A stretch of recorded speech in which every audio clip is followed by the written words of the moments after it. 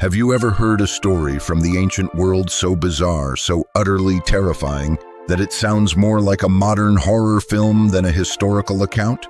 A tale of a king so consumed by his own magnificence that the universe itself seemed to revolt against him.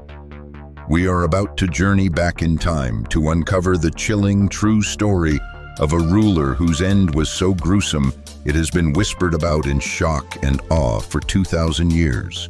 Imagine a man adored by his people, a brilliant political operator standing at the absolute pinnacle of power, suddenly and inexplicably struck down. Not by an assassin's blade, not by a rival army, but by something far more sinister, something that consumed him from the inside out. He was, as the ancient texts graphically state, eaten alive by worms. Why? What cosmic line did he cross? Was this merely a random, grotesque disease, or was it a deliberate, terrifying act of divine judgment?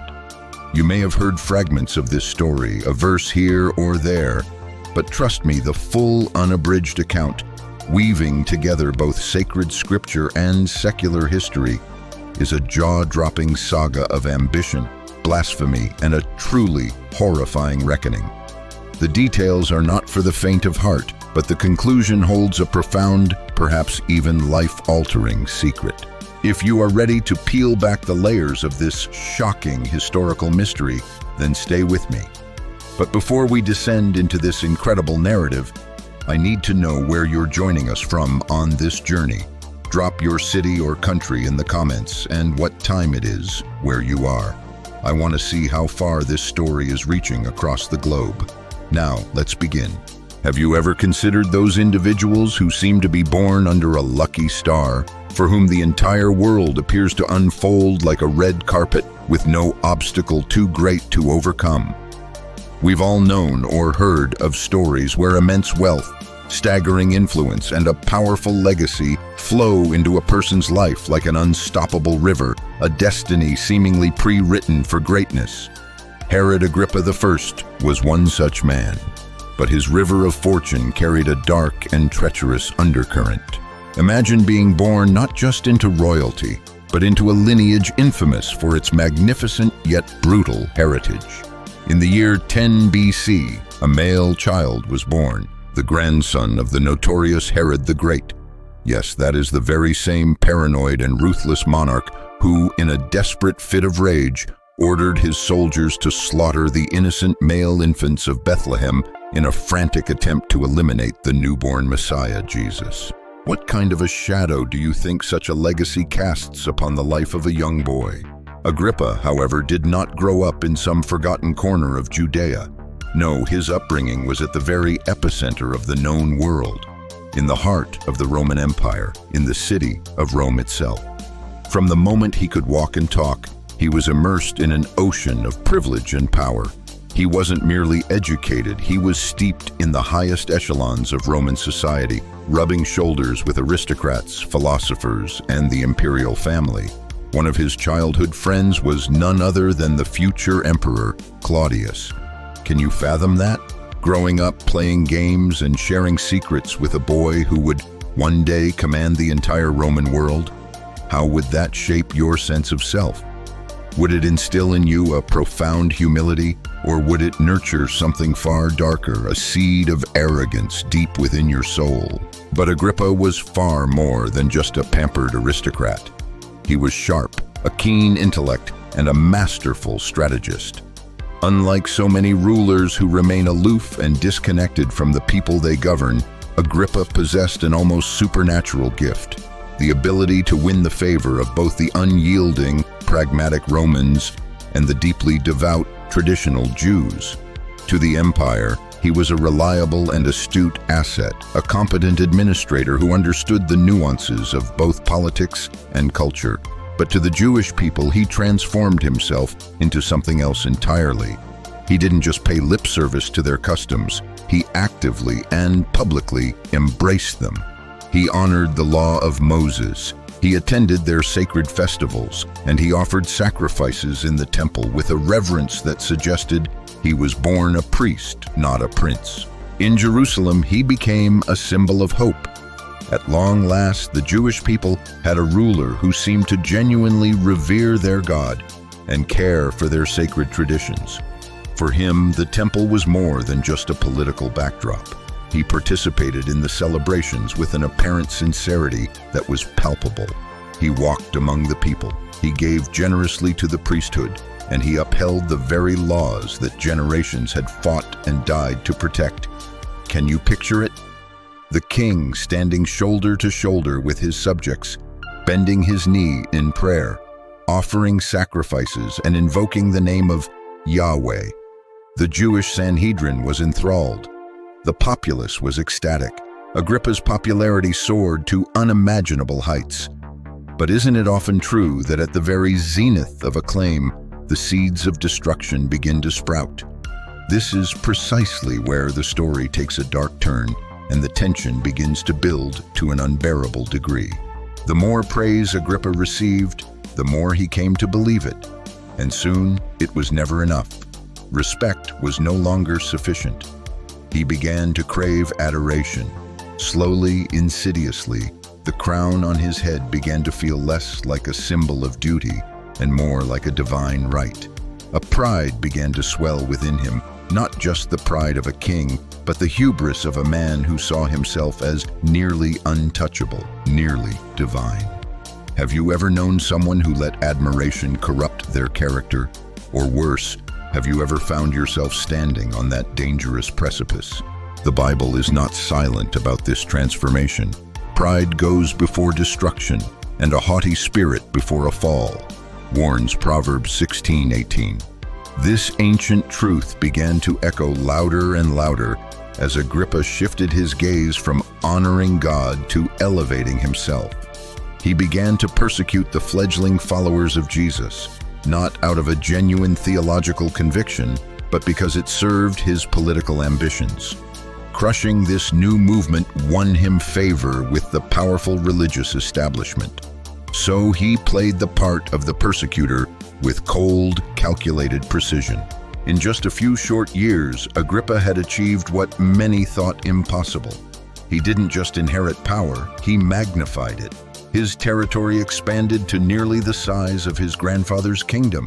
He fortified the walls of Jerusalem. He entertained the masses with grand games and festivals, and he positioned himself as the hallowed protector of both Jewish tradition and the Roman Empire. But beneath that golden facade, something dark was stirring.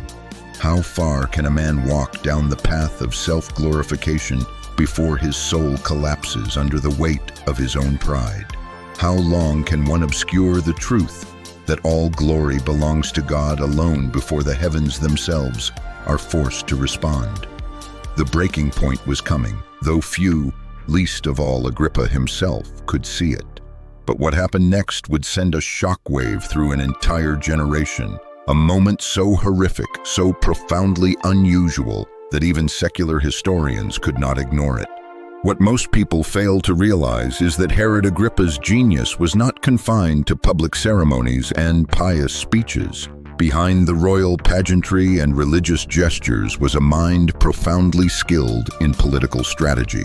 He possessed a rare talent that allowed him to build alliances across a battlefield of cultural and religious divides.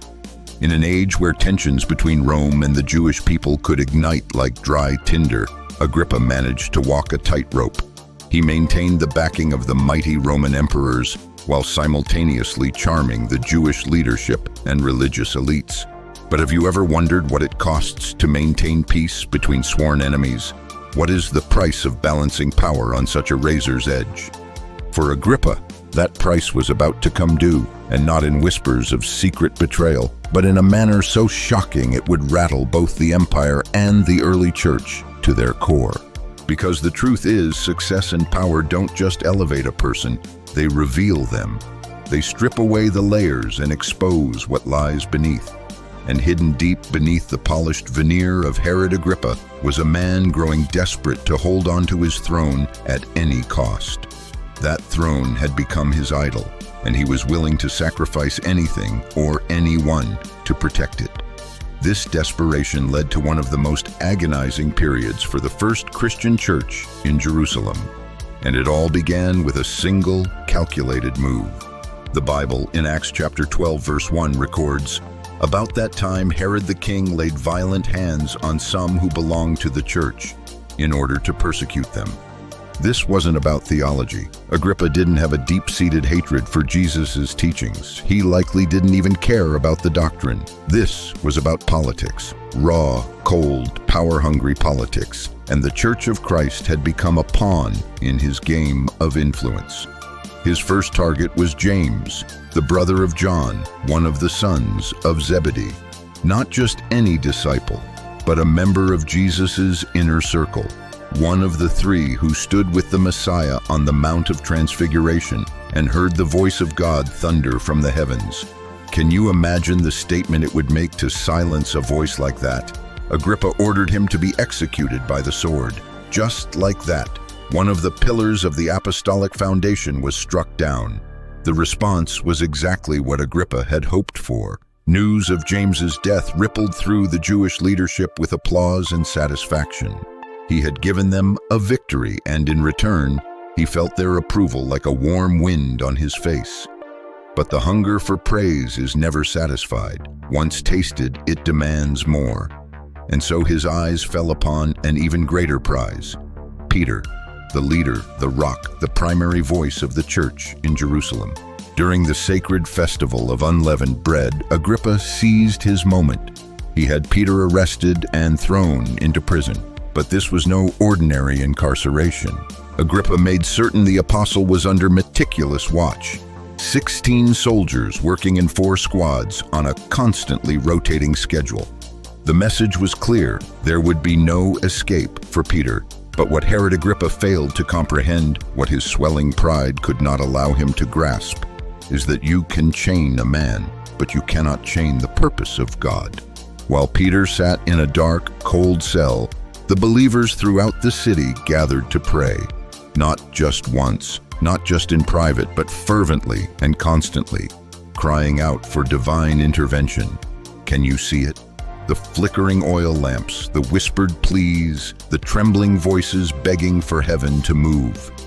And heaven did. In the dead of night, as the Roman soldiers stood stupefied at their posts, a light flooded the cell. An angel of the Lord stood beside Peter, touched him, and the chains simply fell away, not by sword, not by force, but by the will of God. The guards saw nothing, heard nothing, and Peter walked free. This episode reveals something profound about the ways of God. While he allowed James to suffer a martyr's death, he chose to miraculously deliver Peter. These are the mysteries of God's divine plan, moments we may never fully understand, but which always serve a greater purpose. What do you do when God breaks open a prison that man deemed impenetrable? How do you explain a miracle that logic cannot contain? When Agrippa found out, he was incandescent with rage. His fury erupted into bloodshed. The very soldiers assigned to guard Peter were executed, victims of a wrath they did not deserve. But behind Agrippa's rage was a sobering truth. His power had been challenged not by an army, but by an unseen hand. And no matter how tightly he tried to grip it, it was slipping through his fingers. Yet the persecution did not stop. If anything, it became more ruthless. Agrippa launched a citywide manhunt for the followers of Jesus. Families were torn apart in midnight raids. Homes were confiscated. Mothers and fathers vanished. Children were forced into hiding or had to flee. The streets of Jerusalem, which once echoed with temple songs, now hummed with fear. What would you have done living in that time? Would you have run, or would you have stayed and risked everything for your faith? Yet history holds a divine irony. For the very persecution that Agrippa unleashed became the fire that spread the gospel farther and faster than ever before. The Christians driven out of Jerusalem carried their message like a wildfire into new cities and regions. The very thing Herod Agrippa intended for political dominance became the instrument heaven used to fulfill Jesus' own command. You will be my witnesses in Jerusalem and in all Judea and Samaria and to the ends of the earth.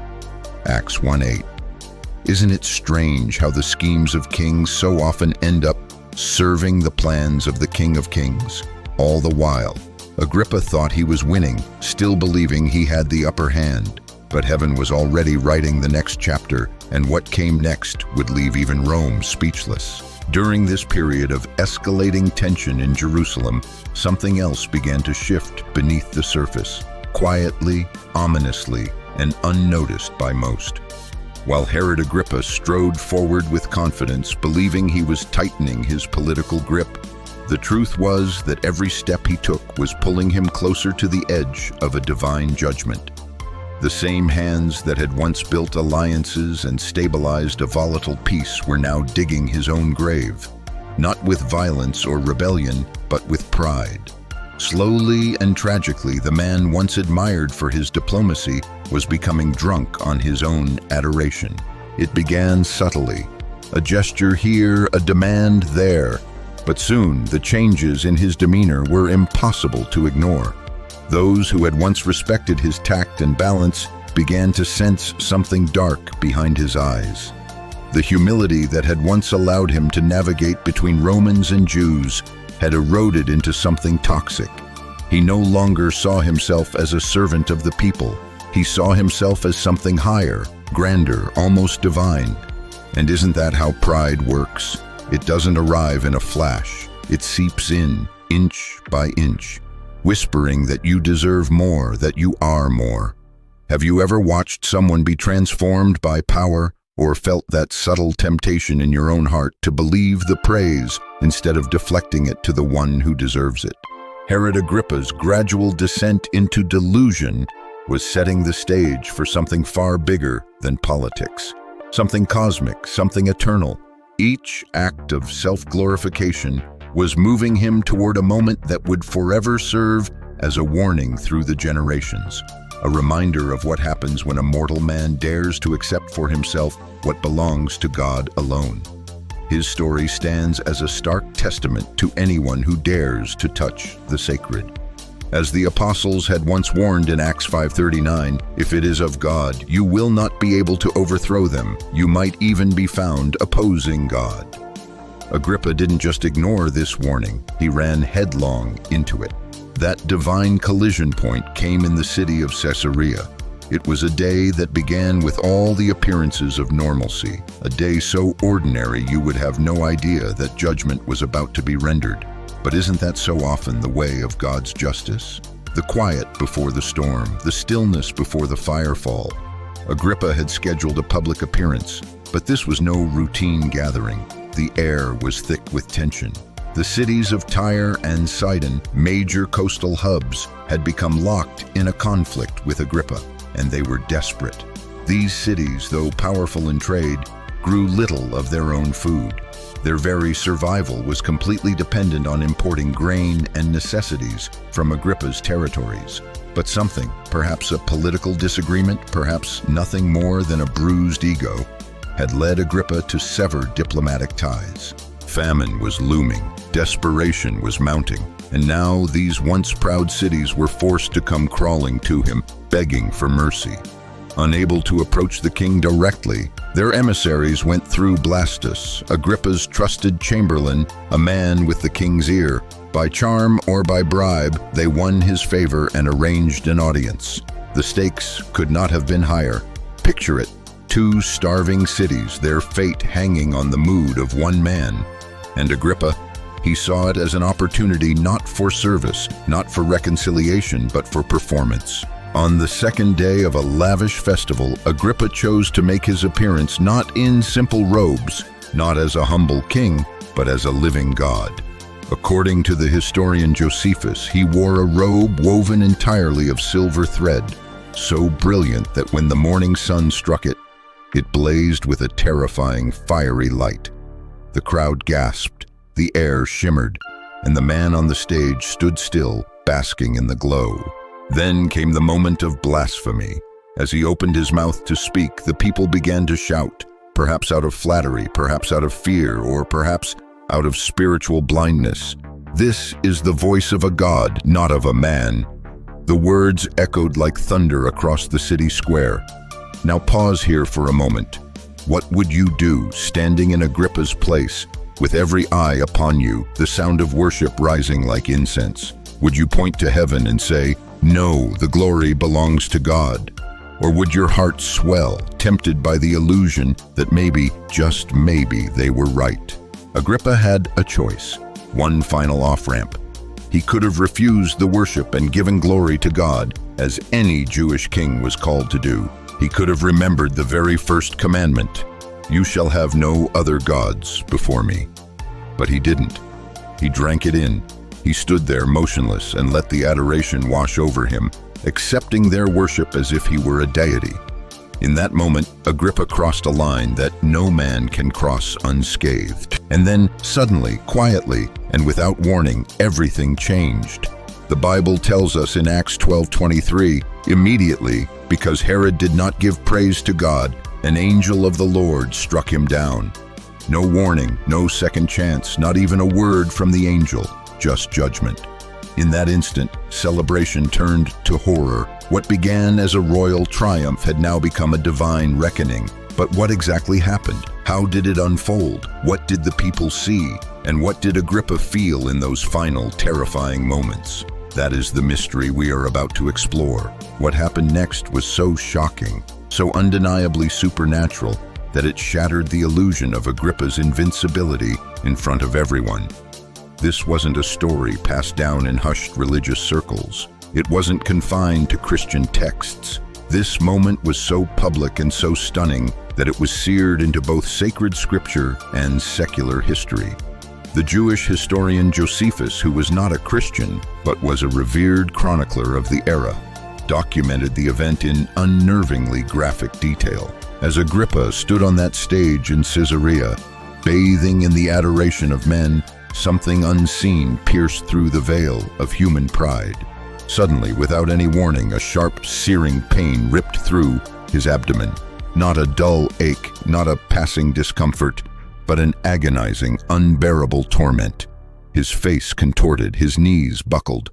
The proud king who had just received the praise of a god had to be carried out of the theater like a helpless child. Imagine the sheer horror of that moment. 1 second, the crowd is chanting, "The voice of a god." The next, a stunned silence falls as their supposed deity clutches his belly, groaning in agony. What were the people thinking? What were they whispering as they watched their radiant king disintegrate before their eyes? Had they witnessed a miracle or a curse?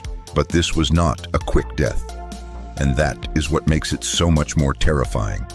For 5 long days, Agrippa suffered. Josephus writes that his pain was relentless, violent convulsions that no physician could soothe. But that was only the beginning. Worms began to eat him, not figuratively, but literally while he was still alive. Can you even begin to imagine it? A body rotting from the inside, being consumed while the soul is still trapped within. The mouth that had received praise like incense now cried out in agony. The hands that had waved majestically from the stage now trembled uncontrollably. The man who had executed apostles and imprisoned saints was now enduring a level of humiliation that few in history have ever known. And what of the onlookers? What were they thinking as they recalled the words of the Christians, the warnings of Peter, the prayers of the church, the prophecies that no man could stand against God and win? Did they begin to question? Did anyone fall to their knees? This death was not just an end. It was a message from heaven that power without reverence leads to ruin. A message that no man, no matter how royal, can steal the glory of God and not face the consequences. As the book of Proverbs had long ago warned, pride goes before destruction and a haughty spirit before a fall. Proverbs 16:18. Herod Agrippa did not fall in battle. He was not assassinated. He did not slip away in the night or die of old age. He was divinely judged for failing to give glory to the only one who is worthy of it. Have you ever considered the thin line between acclaim and annihilation, between adoration and wrath? One moment of pride, one silent agreement to be elevated above God, and everything changes. The death of Herod Agrippa was not just the end of a political figure. It was a turning point in history. The same king who had tried to silence the message of Christ became a part of that very message. His fall has echoed through the generations as living proof that God will not be mocked. And perhaps the most haunting question is this: if the crowd screamed that you were a god, what would you do? Let us step into the agonizing final chapter of this horrific downfall, a moment so grotesque and so filled with divine symbolism that it haunts the annals of history to this day. Picture the scene. Just days before, Herod Agrippa had stood tall above the crowd, glittering in his silver robe, soaking in worship. But now he lay crumpled on the cold stone floor, his body convulsing, his hands clutching his abdomen in agony. The magnificent royal image was shattered. The once mighty king was now reduced to a man begging for relief. The court physicians rushed to his side. These were not common healers. They were considered the best in the empire, trained in Rome and seasoned by crisis. But even they were baffled. None of their knowledge, none of their herbs, none of their rituals or wisdom could explain what was happening. It was as if something invisible had declared war on the king from the inside out. As they examined him, the horror only grew. His condition was not natural. It was unspeakable. Josephus and others describe it as a case of scoliosis, an infestation of living worms that were invading his internal organs while he still drew breath. Not metaphorically, not poetically, but literally. Can you imagine the scene? The air thick with a foul stench, his screams echoing off the palace walls. Even the bravest of his servants had to take turns attending to him, not out of fear, but because the physical revulsion was too overwhelming. The smell, the sight, the sound. This was beyond the limits of human compassion. The man who had demanded divine praise could now not be touched without a feeling of disgust. But here is the part few dare to speak about. This was not the first time something like this had happened to a ruler who exalted himself above God. The Bible gives us another stark example. King Nebuchadnezzar. He too declared himself to be divine. And how did God respond? He stripped the king of his sanity. For 7 years, Nebuchadnezzar lived like a wild beast, eating grass and sleeping under the open sky. But unlike Agrippa, Nebuchadnezzar repented, and after a time he was restored. Daniel chapter 4, 34-37. What if Agrippa had done the same? What if in that moment the crowd screamed, "A god!" He had fallen to his knees and pointed to heaven. Instead, there was no repentance, only groaning, only silence, only the sound of decay. The physicians tried everything. They applied ointments, they brewed herbal concoctions, they performed sacred rites. But it was as if an invisible wall had been erected between their efforts and Agrippa's body. Nothing could stop what had been set in motion by God. Have you ever witnessed someone fighting against the inevitable? What does it look like when human power comes up against the immovable will of God? Meanwhile, outside the palace walls, the city buzzed with morbid curiosity. Rumors spread like wildfire. The same crowd that had shouted, "The voice of a god," now whispered in trembling tones, "The god is being eaten by worms." The irony was not lost on them. The swiftness with which human applause turns to shameful gossip is a terrifying thing to behold. The pedestal so quickly becomes the pit, and all the while the persecuted Christians watched with wide eyes, not in celebration, but in understanding. Psalm 75:7 rang truer than ever. It is God who judges. He brings one down, he exalts another. They knew this was not a random occurrence. It was not vengeance. It was divine justice, the kind that no sword or army could ever carry out. It was God himself demonstrating, in the most graphic way imaginable, that he alone will protect his name. He doesn't need a crowd, he doesn't need a courtroom. When the time is right, he will act. The agony became so intense that the cries for help echoed through the marble corridors of the palace. Some say they could hear him from the outer courtyards. His own children were alienated, unable to bear the sight or the smell of their father's condition. The royal dignity was gone, his image of strength shattered. The man once revered as a god was now so disfigured and in so much pain that even his most loyal subjects had to weep or run away. And as the final hours ticked by, something shifted. According to historical accounts, the dying man understood not just the pain, but the reason for it. Perhaps in his last moments, alone in his suffering, he remembered the ancient words of Isaiah. All flesh is grass, and all its beauty is like the flower of the field. Isaiah 40:6. All his robes, all his thrones, all his applause. It meant nothing now. He had traded glory for agony, eternity for ego. Can one moment of pride really destroy a lifetime of achievement? Can the refusal to bow really cost more than a man can ever pay? Agrippa's story forces us to ask hard questions, not just about him, but about ourselves. How do we respond to praise? Do we deflect the glory upward, or do we secretly crave it? Would we have accepted that worship? Would we have stood on that stage in a shining robe and done the same? Because sometimes judgment doesn't come in fire or flood. Sometimes it comes in worms. Because what happened on the 5th day of Herod Agrippa's suffering is where this story reaches its most horrific and revealing climax.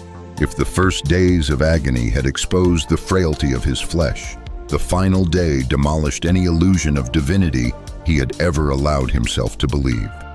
By then, the infestation of worms inside him had multiplied at a horrifying rate. His internal organs were failing, collapsing under the weight of their own decomposition. It was no longer just pain, it was dissolution.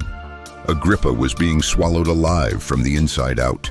The gasps that echoed through his chamber were no longer just cries of pain. They were the final, defiant heaves of a man realizing far too late that heaven had rendered its final verdict. His royal attendants, who once took such pride in standing in his presence, now avoided the room. The stench was unbearable. His body had become unrecognizable. And then, finally, there was only silence. His heart, after 5 days of fighting against judgment, finally gave out. And in that moment, the man in the silver robe, who accepted the worship of a god who thought he was untouchable, was gone. The great King Herod Agrippa I, who had launched one of the most vicious persecutions against the early church, was dead, in a manner so humiliating and unnatural that history itself recoils. But this was no random death. This was a landmark moment in the story of the early church.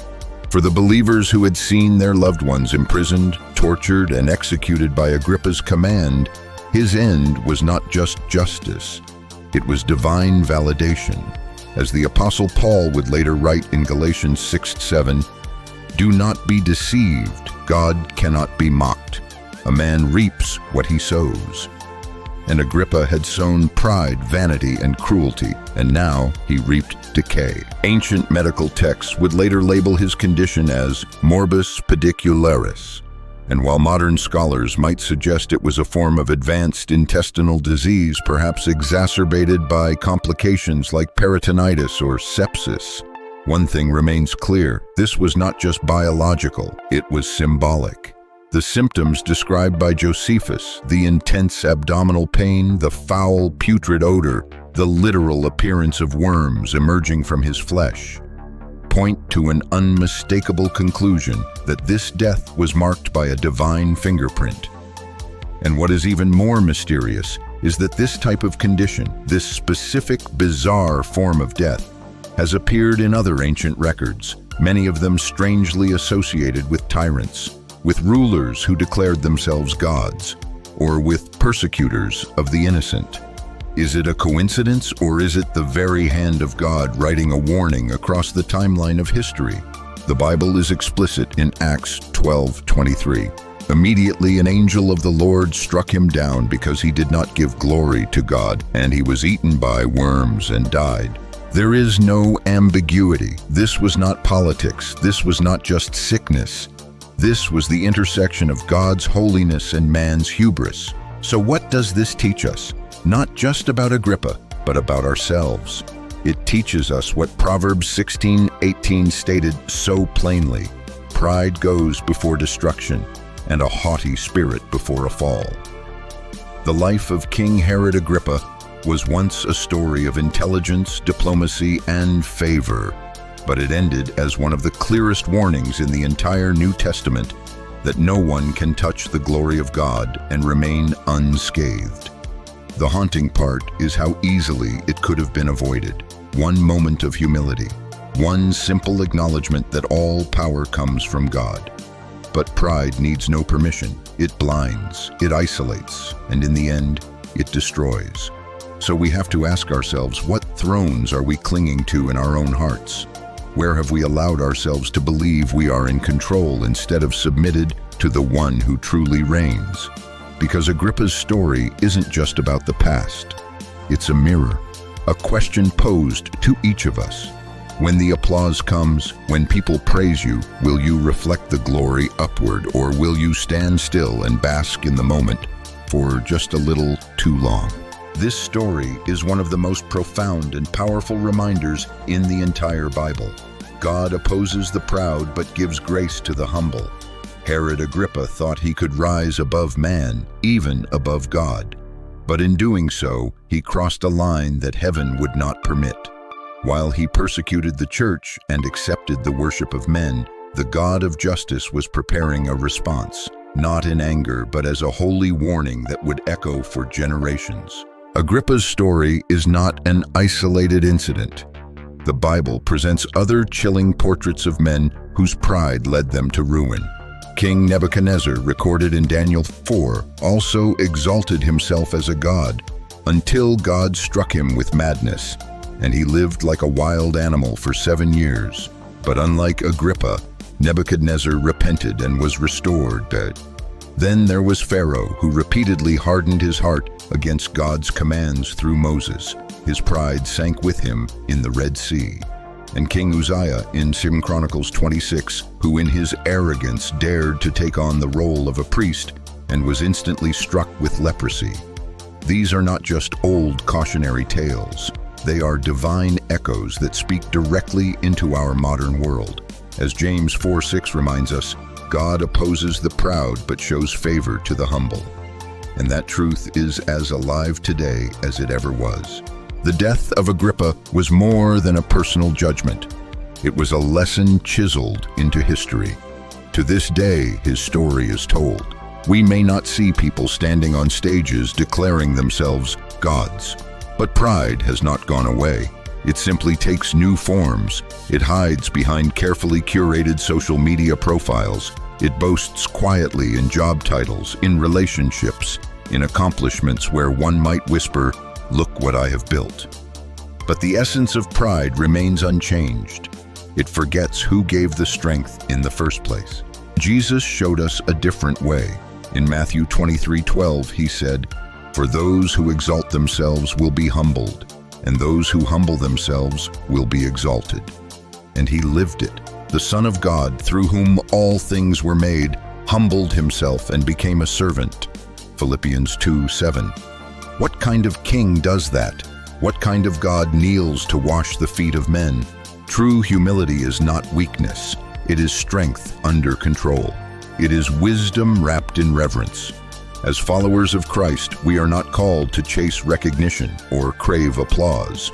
We are called to our knees to serve, to acknowledge daily that every gift, every opportunity, every breath we have is a gift from God, not a badge of our own greatness. And Herod Agrippa? His tragic end became his legacy, not of honor, but of warning. Today, when visitors walk through the ancient ruins of Caesarea, the broken stones whisper a sacred message. Here stood a man who received the worship of men and suffered the judgment of God. The very theater where he gave his final speech still stands, a silent monument to what happens when glory is stolen from its rightful source. As 1 Peter 5:5 echoes, God opposes the proud but gives grace to the humble. And in the end, the story of Agrippa reminds us that no matter how high a man may rise, all glory belongs to God alone. If this story has touched your heart, opened your eyes, or reminded you of what truly matters, let us know by commenting 77 below.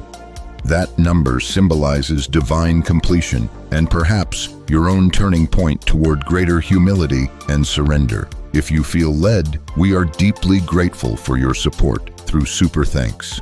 Your generosity helps our channel continue to share these profound biblical stories. And even if you don't give, we bless you for being here.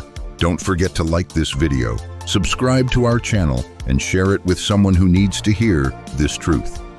We aren't just telling stories, we are witnessing the voice of God through history. And every story is an invitation to reflect, to repent, and to return to Him. Until next time, stay blessed and remember, the throne belongs to God. The glory belongs to God. The final word always belongs to God.